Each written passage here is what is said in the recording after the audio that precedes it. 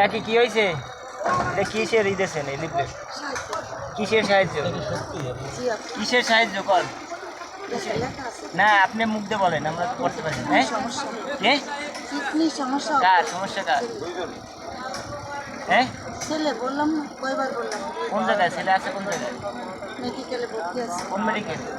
Dhaka medical. হ্যাঁ সত্য।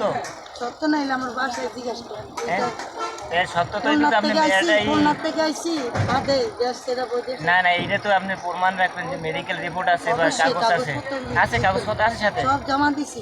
এখন আপনার সাথে আছে? সরকারের কাছে না, হ্যাঁ সরকারের কাছে সব জমা। কোন জায়গায়? ঢাকা মেডিকেল কয়তলায় আছে আপনার?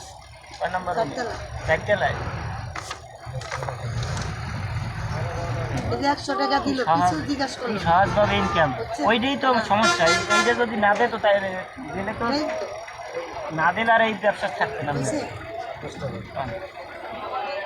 একটা কাগজ প্রিন্ট করে আইন নিয়ে আপনি 10 জনের দরকার দিলে 2 জনে দিলেই তো না। কে কোনো লক্ষণ আছে এইরকম কোনো?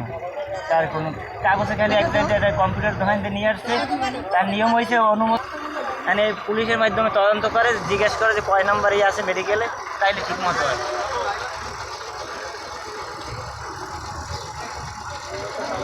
100% ভুয়া, একেবারে কোনো এরকম। এই দেখেন বলার পর সে কোনো কথা কইতেছে না, আস্তে চলে যাইতেছে। যে যা দেশে অনেকে দেশে